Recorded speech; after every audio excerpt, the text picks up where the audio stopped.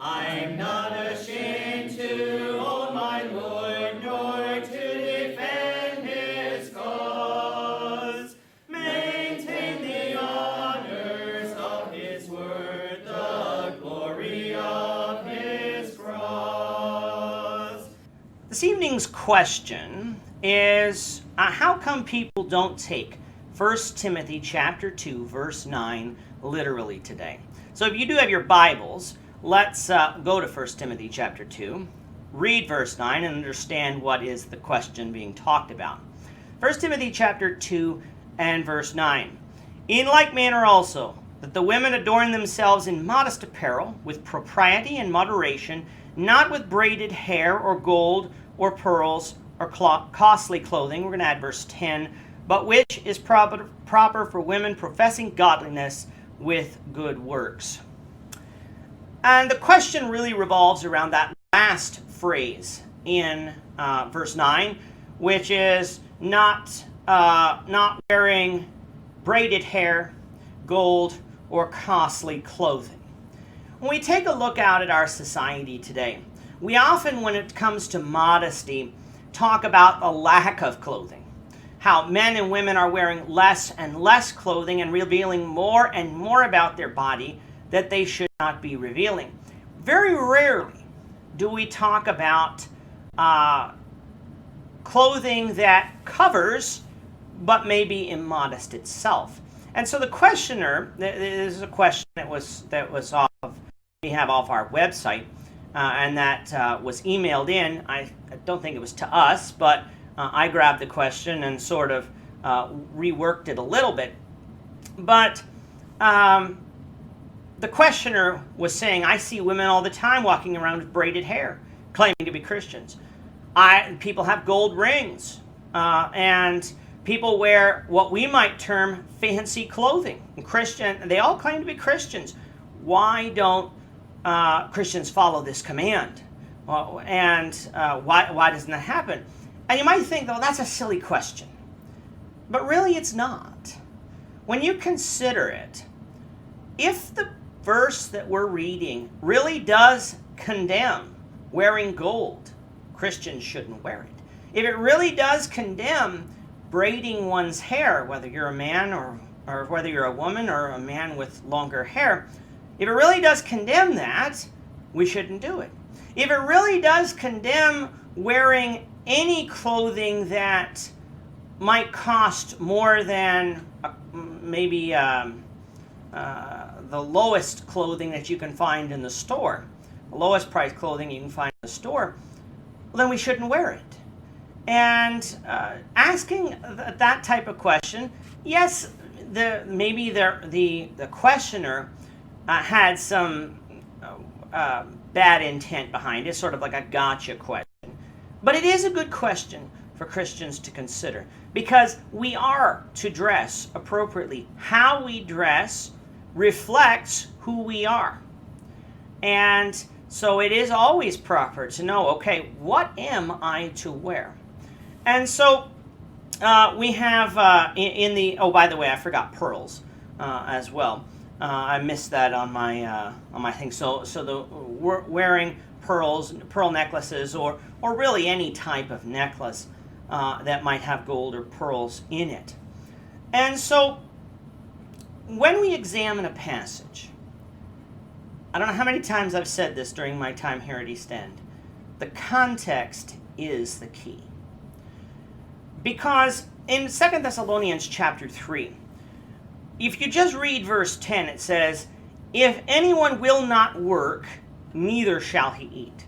If you grab that verse right there and say, and just grab it out of the context, one could walk away with thinking that if a person gets laid off work, then they deserve to starve.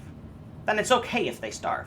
Never mind the fact that that idea contradicts what Jesus said in Matthew chapter 25, verses 35 to 40, which is that Christians are to help those who are in need. But when you grab a verse and just say, oh, that's what the verse literally says, well, that might be what it literally says, but is that what those words mean? Because when you look at the context of 2 Thessalonians chapter 3, verse 10, you understand that the overall topic is laziness. The Thessalonians had thought that the Lord was coming again, so they all gave up their jobs and they were mooching off of their neighbor. And Paul said, if you're not going to work, you don't deserve to eat. Christians are not to be lazy. If someone is refusing to work when there is opportunity for them to do so, and they're just living off the charity of someone else, that's wrong. Christians shouldn't be doing that. But just grabbing the words and saying, those are what the words mean, and ignoring the context can get us to walk away with some doctrines that just aren't found in Scripture. And so let's look at this verse and understand not only what the words mean, but what the overall topic is. The verse begins in verse 9, in like manner. And so whenever you have a verse that starts with for or because or moreover, something like that, a connecting phrase, a transitional phrase, that means, okay, even if you looked at verse 9, in is not capitalized, so it's not even the beginning of a sentence. We're coming in the middle of a sentence, or at least in the middle of a clause. That means go back to the previous verse. And in this case, let's go back to verse 8. I desire, therefore, that the men pray everywhere, lifting up holy hands without wrath and doubting. And then we get in like manner.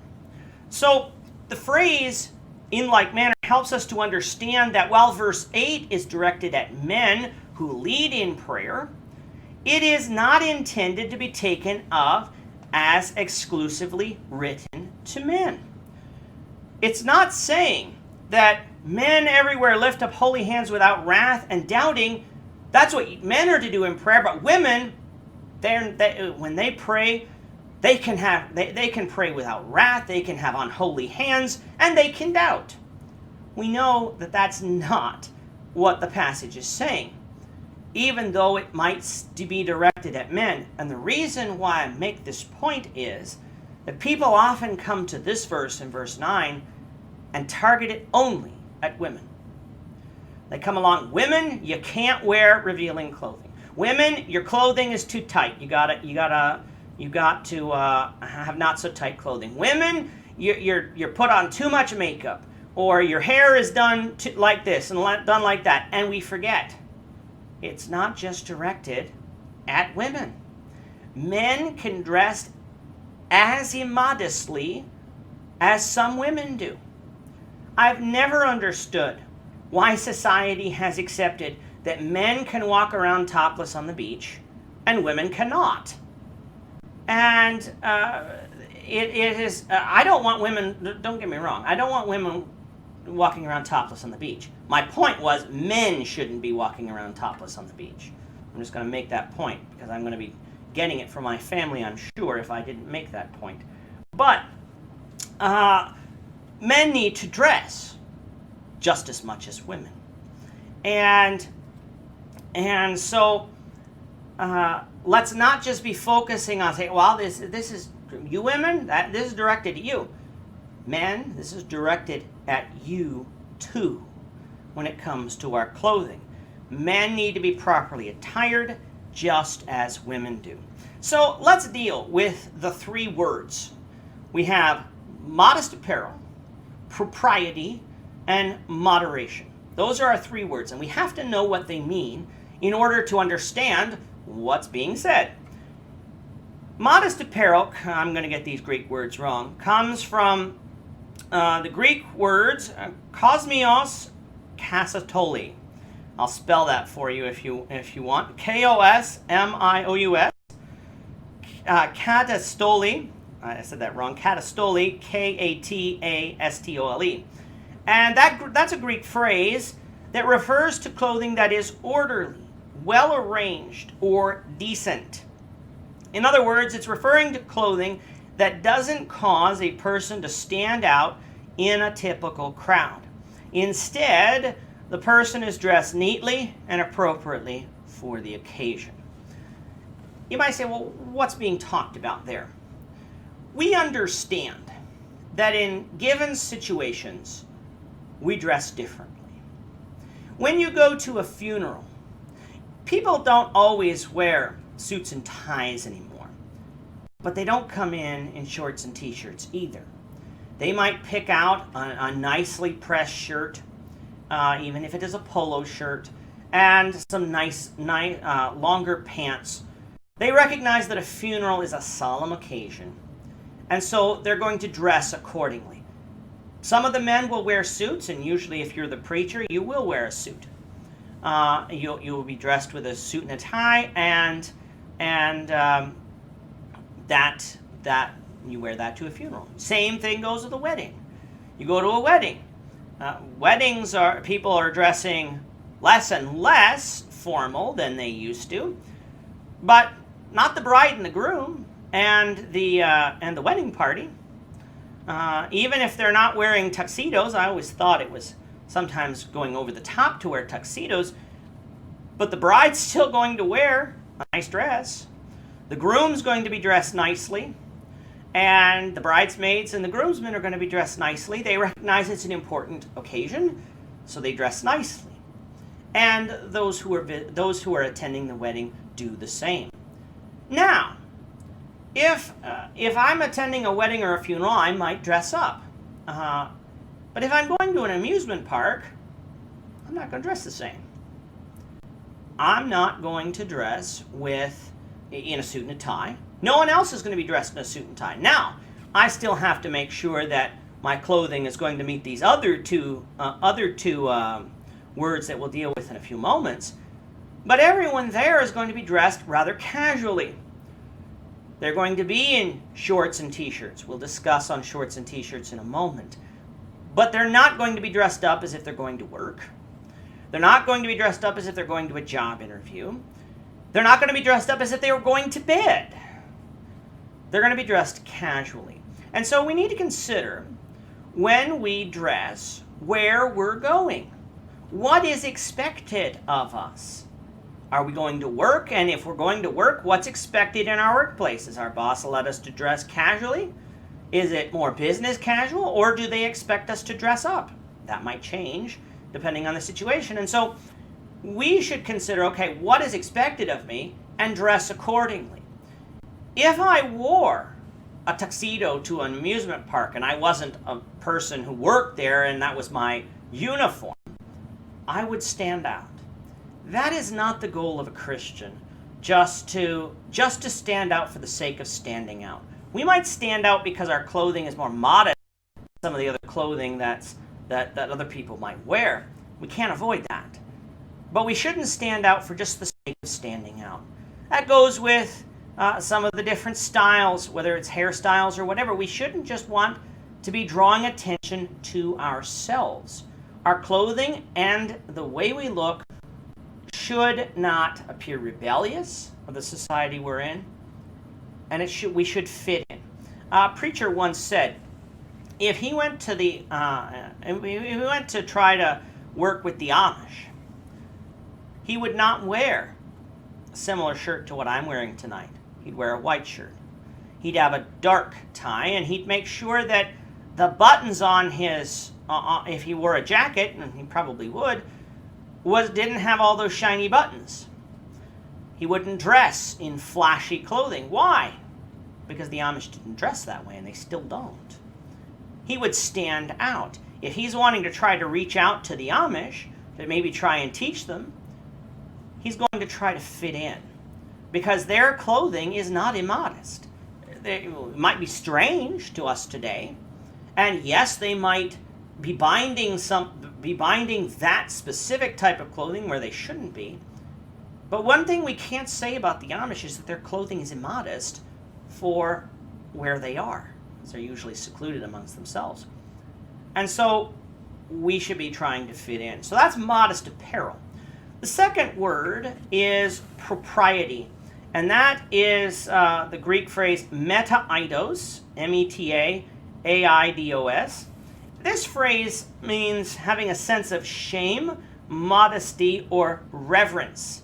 It refers to a person that still has the ability to blush at appropriate behavior, including appropriate dress. This is what we often refer to when we refer to modesty. We're coming along and saying, men not walking around with shirts and just walking around bare-chested, or men walking around with shorts that basically might as well be underwear. Women doing the same. Women's clothing that is too tight or too revealing, or so it could be too loose, revealing too much of our body. There, if you went back to Genesis chapter 3, you'll notice one thing. Adam and Eve, when they sinned, knew they were naked. What did they do? They sewed fig leaves together to try to cover themselves. Now, fig leaves aren't going to cover much of anything. You move around, the leaves are going to move around, and what you're trying to cover is going to be uncovered. God didn't allow them to remain with fig leaves. What did he do? He made them animal skins, or he made them cloaks from animal skins. That would be the first sacrifice, by the way, that you have in the Bible, because those animals had to be killed for their skins. And he made them coats. These coats covered them. The clothing that I have on now, the shirt I have, it covers me. Unlike what some people are doing with online camera, I'm dressed as if I would be if you were going to see me in person. Some people, when they're on Zoom or on camera, they're wearing pajama pants or shorts because all you can see of me is my upper torso. And so they say, well, why am I bothered going to dress? Why am I bothered going to dress up for what they can't see? This is just me. I'm not going to object if someone says, well, I can only see the camera. And as long as that's going to be the case, I'm covered. No one else can see what's below the camera lens.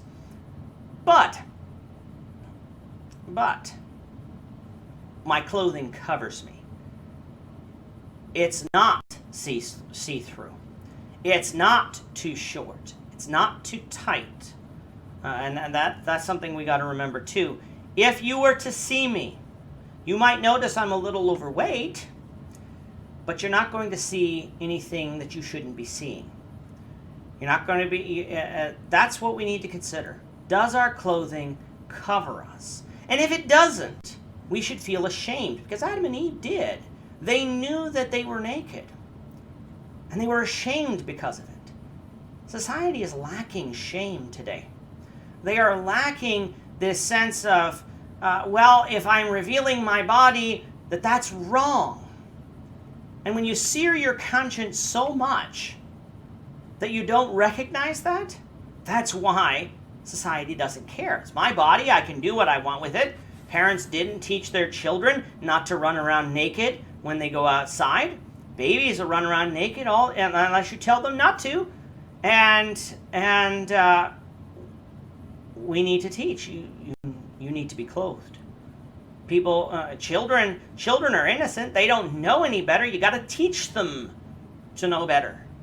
To know that it is not okay for you to run around naked. Well, we've lacked teaching when it comes to that, and so it's no surprise that it is even starting to infect the church when there is no teaching on modesty, and men and women wear clothing that they should not wear because it is too revealing of parts of the body that need to be covered. So that's with propriety. Then we have with moderation, and that is the Greek phrase kai, K-A-I, sophrosune. I get that wrong. S-O-P-H-R-O-S-U-N-E. The Greek word literally means sobriety. It means that a person should exhibit a sound mind, self-control, and good judgment. In other words, a Christian should not be pushing the limits of good taste in whatever they select to wear. That is really what that phrase means. And I was trying to think about, well, what would fall into that category? If you remember, this must be about 10, 12 years ago now, Lady Gaga showed up to one of the awards ceremonies, I don't know which one, in a dress of meat. And it was literally meat. That was in poor taste. That was not modest clothing. Forget the fact that it didn't cover much of anything. We don't wear meat dresses. We don't wear meat clothing. We don't have to have the finest clothing. But our clothing should be in good taste. It shouldn't be rebellious. It shouldn't say things that a Christian shouldn't be saying. It shouldn't be with such gaudiness that, again, we would be reflecting poorly on who we're claiming to be, which is representatives of Christ, Christians. And so, these are the things that Paul said. These are the three things. Now he goes in to illustrating what he means. What would fall into immodest or inappropriate clothing? Paul said elaborate hairstyles, that's the braided hair, costly jewelry, gold and pearls, and expensive clothing as not appropriate for a Christian woman or a Christian man. Why did Paul center those things out? Well, they call attention to the wearer because of their expense. That's the important thing that really we have to understand is when it comes to what we wear, remember we said at the beginning, we shouldn't stand out. One of the ways to stand out is to be showing off how rich we are. When in Paul's day, one of the ways that women would show how wealthy they are is to elaborately style their hair. It's not just putting your hair into a simple braid. They would elaborately style their hair. Look at some of the statues that we have and the paintings that we have. And you can see that wealthy women didn't make their hair up the same way as other women who were not quite as wealthy. The gold that was used was not just like a gold ring that you wear on your finger. You had expensive necklaces, expensive clothing that may have contained gold. And of course the pearls are not cheap either. And so it drew attention to the person because of who they are. Instead, Paul is arguing here in verse 10, but that which is proper for women professing godliness with good works. Christian people should notice a woman or a man who's a Christian not because of what they look like, but what they do. Our clothing should match the heart. Now, question is, which brings up the original question, does that mean that a woman who's a Christian should not braid their hair into a ponytail? Let's ask the question. Does that match what the context says? Yes, braided hair is mentioned there. But does braiding one's hair, if a woman has long enough hair to braid, is that calling attention to her wealth? Not usually. Not in some of the hairstyles I've seen. That I think my sister has braided her hair at some point. She doesn't do it that often, but she's done that. I've seen other women do that, and it's not drawing attention to them. It's just a way that they style their hair. It doesn't match the context when you're talking about that. If the hairstyle, though, was drawing attention to oneself and had to be and cost you thousands of dollars to look like that, and it made you look and show off your wealth, then yeah, that would be a problem. But a simple braid, the way we're thinking of it, is not the same as what's being talked about here. Can a Christian wear any gold? Whether it's a gold chain on a necklace, a gold ring, And the question is, do we have to give up our wedding rings, our gold-plated watches, or even some eyewear might have a little gold in it? While it is possible for some of these things to draw attention to yourself and how rich you are, because gold is not necessarily cheap, the use of gold today is common enough, and in the amount that's used, cheap enough, that people rarely notice that you're wearing it. Someone might notice that you wear a gold wedding band, but they're not going to just continue staring at it. They notice you're wearing it, that tells people you're married. They might notice a necklace that you're wearing, but not just stare at it because it's not this big flashy thing. The gold being talked about here was being used in their clothing in order to draw attention to themselves. If you're wearing expensive jewelry in order to draw attention to yourself, that's a problem, because a Christian's not to do that. But if the women who wear jewelry are wearing it in moderation, it's not so expensive as to just stand out and scream, "Look at me, look how rich I am," then we can wear jewelry. People can have earrings. People can have rings on their hands. I do get concerned with some of the engagement rings that are worn by Christians, just how expensive they are. Usually, what's the first thing happens when you get engaged? Let's see the ring. They want to see how big that diamond is. People spend a lot of money on engagement rings. The jewelers, they charge a lot of money for those things. Christians don't need to have the biggest engagement rings, because it is to draw attention to oneself, to say, well, this is how wealthy my fiancé was, that he went out and got this ring. Let's be careful with that. But just wearing jewelry itself, if we do so with a modest purpose, that's not what Paul was talking about here. He was talking about drawing one's attention to oneself.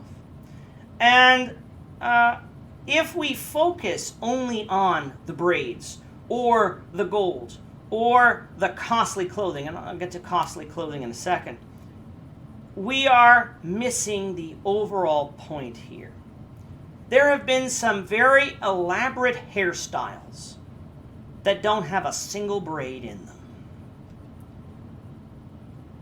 They're just as immodest as a hairstyle, a very expensive hairstyle that did.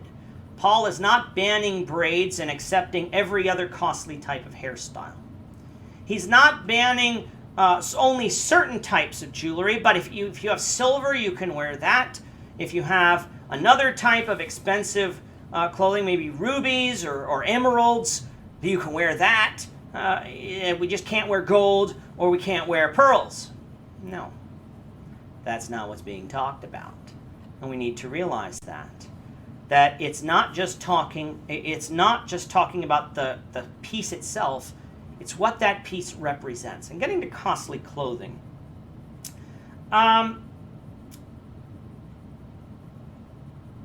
people who know me know that on Sunday I wear a suit. And I like to wear a vest with that suit. In fact, very rarely in the last few years have I worn a suit without one. I'm not wearing one tonight. Sometimes I'll wear a vest on Wednesday night, but I'm really stopping that practice for now, because I just don't feel like getting it out on Wednesday night anymore. But could that type of apparel be flashing how wealthy you are? It depends on the suit. My suits are not silk. My suits are pretty cheap clothing. The suits aren't cheap when you consider going to Walmart and buying a pair of pants, but my suits aren't $2,000 either. And it's on the cheaper side of a suit. The reason why I wear that It's not because this congregation makes me wear that.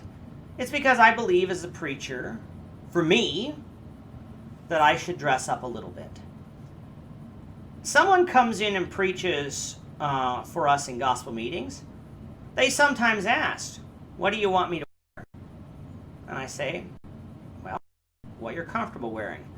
I usually tell them I'm probably going to be the only one there in a tie, at least before Sunday morning. I've noticed here that when the men are asked to preach, they do wear a tie. Not because it was commanded to them to. No, there's nothing said you had to wear a tie when you preach. But some men thought, okay, I'm preaching, therefore I'm going to dress up just a little bit. Dressing up for an occasion, even if it is in clothing that is slightly more expensive than we usually wear, is not necessarily wrong, as long as we're not drawing attention to our wealth. A three-piece suit can be wrong if I'm going to be spending all my wages on one suit or how many suits I want. And it could be wrong if the intention is I'm going to stand out. That I want people to respect me because of the way I'm dressed. We got to be careful on our clothing. That there's a difference between dressing up for an occasion, showing respect for the occasion itself, and coming in seeking to be the best dressed person there. You can go to extremes on both ends. When you come in to a more serious occasion dressed sloppily, what does that say? Well, that says I don't care, generally speaking. Even though there's no dress code, we generally say, well, if you're not going to wear that to work, don't come like that to church. It's not a hard and fast rule, but we ask people to consider what they are doing. Wildly colored hair, excessive jewelry, even when the items are inexpensive. If they call attention to ourselves, it's the wrong message for the Christian to be sending. The whole point of verse 9 and 10, don't draw attention to yourself, whether that's in how loose or tight your clothing is, how revealing your clothing is, how expensive your clothing is, how wild you want to do your hair. If the point of the matter is I'm wanting people to notice me because of the way I'm dressed, that's not what we are to do. If we understand this intention, it becomes apparent that culture and where we are will influence our choices. My dad, when he went to India, when my dad was alive, he used to wear at least a suit jacket and a tie. I don't believe he wore a suit jacket in India. The brethren didn't wear that. He probably did wear a tie only on Sundays, though. And he was dressed, it was hot when he went, he was dressed in modest clothing that wouldn't draw attention to himself. Yeah, he wouldn't be dressed exactly like the Indian brethren, but he would be dressed similarly. If we go to Saudi Arabia today, what would I be telling men to dress? Well, probably in those long, flowy robes. How would I tell women that they should dress? With the headdress that most Westerners think is oppressive. Why? Because that's how women dress. That's how men dress in Saudi Arabia. We would dress that way. We don't have to dress that way here. You say, well, I'm not. It's not the law of the land in the Bible. No. Not the law of the land in the United States or Canada. No.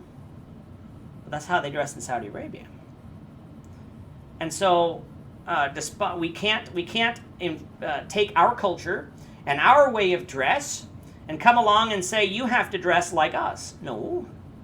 When we go to another country, as long as what they're wearing is modest apparel, we should fit in with that. That's the way we should dress. The apostles were appropriately dressed for where they were and the time that they were in. Fashions have changed. Fashions can change again even in our lifetime.